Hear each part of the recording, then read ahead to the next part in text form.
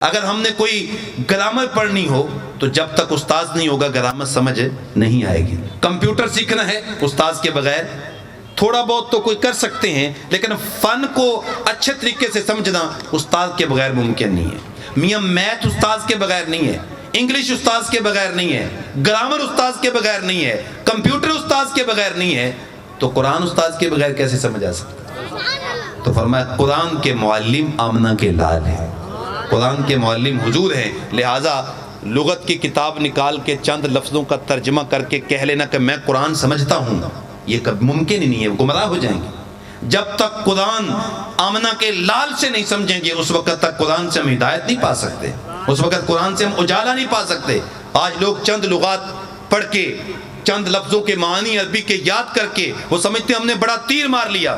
آپ مجھے بتائیں امام بخاری سے بڑا عالم کون ہو سکتا ہے؟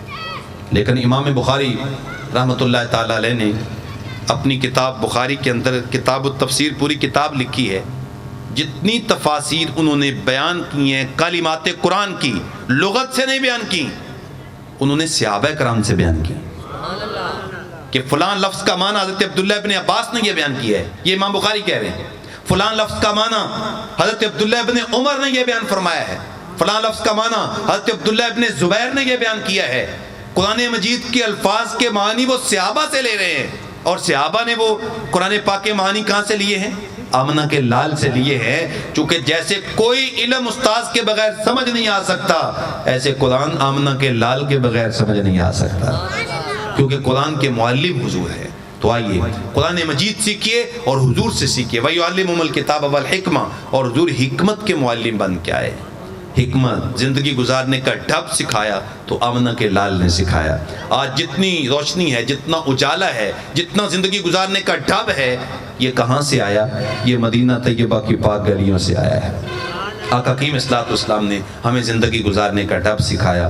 آج ماں باپ کی عزت تکریم، بچوں کے ساتھ پیار، بہن بھائیوں کے ساتھ الفت، رشتہ داروں کے ساتھ تعلق، پڑوسیوں کے حقوق، اچھا اخلاق، یہ کہاں سے ملے گا؟ یہ پیارے آقا صلی اللہ علیہ وآلہ وسلم سے ملے گا. آقا کریم اسلام کا ایک فرمان سن لیجیے اور میں اپنی گفتگو کو سمیٹتا ہوں.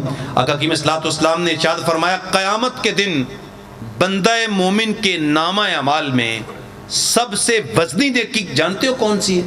سب سے وزنی نیکی، ظاہر ہے یقیناً آپ بھی جاننا چاہتے ہوں گے کہ سب سے وزنی نیکی جو ہمارے نامہ اعمال میں ہوگی وہ کون سی ہے؟ تو آقا کریم اسلام نے فرمایا اچھا اخلاق تمہارے نامہ اعمال میں سب سے وزنی نیکی ہے. لوگوں کو خندہ پیشانی سے ملنا، ماں باپ کی عزت کرنا، چھوٹوں سے پیار کرنا، بڑوں کا احترام کرنا، پڑوسیوں کا احترام کرنا، لوگوں کے ساتھ سچ بولنا، لوگوں میں محبتیں تقسیم کرنا، نفرتوں سے بچنا، لوگوں کے درمیان پاکیزگی کا ماحول پیدا کرنا، اچھا اخلاق، ہر ایک کا خیال رکھنا اور مسکرا کے ملنا، یہ اچھا اخلاق ہے. آقا کریم صلی اللہ علیہ وسلم نے ارشاد فرمایا جب تم خندہ پیشانی کے ساتھ کسی سے مل لیتے ہو اللہ تمہیں صدقے کا ثواب عطا فرما دے. حضور حکمت کے معلم بن کے آئے ہیں. تو یہ چار حضور کی آمد کے مقاصد. پہلا مقصد حضور قرآن پاک کی تلاوت کے لیے آئے، دوسرا مقصد آقا کی اسلام پاک کرنے کے لیے آئے، تیسرا قرآن کے معلم بن کے آئے، اور چوتھا حکمت کے معلم بن کے آئے. یہ آقا کی اسلام کی آمد کے مقاصد ہیں. آئیے میں اور آپ قرآن مجید کے ساتھ وابستہ ہوں، پیارے آقا صلی اللہ علیہ وآلہ وسلم سے اپنی زندگی کا جمال سیکھیں، اپنی زندگی حضور سے سیکھیں، اور حضور کے صحابہ ابو بکر و عمر، عثمان و علی سے ہمیں زندگی سیکھنی چاہیے، کیونکہ انہوں نے رسول اللہ سے زندگی سیکھی. اور ہمارے بچوں کو حسنین کریمین سے زندگی سیکھنی چاہیے، ہماری بچیوں کو آقا کریم اسلام کی شہزادیوں سے زندگیاں سیکھنی چاہیے.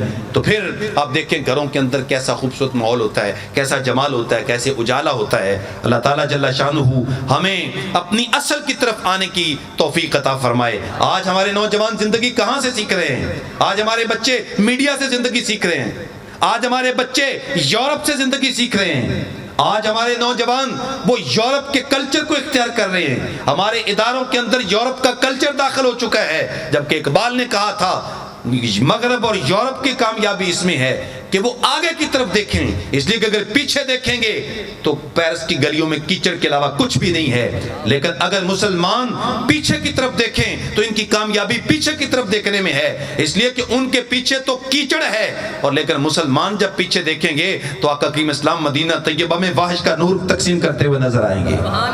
تمہیں साहबे सुफ़ा वाज का नूर लेते हुए नजर आएंगे। मुसलमानों की कामयाबी इसमें है कि वो पीछे की तरफ देखें, यूरोप की कामयाबी इसलिए है कि वो आगे की तरफ देखें। मुसलमानों, अगर अपना विकार चाहते हो, अगर अपनी इज्जत चाहते हो, अगर अपना मकाम चाहते हो, अगर अपना मर्तबा चाहते हो, अगर अपने आप का फरोग चाहते हो, तो वो एक ही उसका रास्ता है कि आमना के लाल के कदमों में आना होगा। तो फिर दुनिया भी सवर जाएगी, आखिरत भी सवर जाएगी। इसलिए इकबाल ने कहा था कि मोहम्मद से वफा तूने तो हम तेरे हैं, ये जहां चीज है क्या लौहो कलम तेरे हैं। अगर मेरे नबी से वफा कर लोगे तो फिर दुनिया क्या कायनात की हर चीज तुम्हारे कब्जे में आ जाएगी।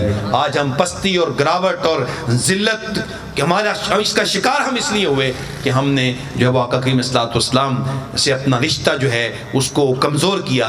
तो आइए आज की इस दर्स कुरान और मोहसिन इंसानियत कॉन्फ्रेंस का जो बुनियादी मकसद है वो ये है कि हम मोहसिन इंसानियत के साथ जुड़ जाएं, हम अपना ताल्लुक़ खातिर हुजूर के साथ कायम करें। और यही हमारे हज़रत क़िबला आलमी मुबल्लिग़ इस्लाम पीरज़ादा मोहम्मद रज़ा साक़िब मुस्तफ़ाई दामत बरकातुहुल आलिया की फ़िक्र है, जिसने पूरी कायनात को पाकीज़ा किया और हर तरफ जो है वो आका कीम इस्लाम की गुलामी का नूर बांटा जा रहा है। तो आइए जो है वो यहाँ वाबस्ता हूँ और इदारतुल मुस्तफ़ा के साथ वाबस्ता होकर अपनी रूहानियत का आगाज़ करें, हम अपनी इस्लाह का आगाज़ करें।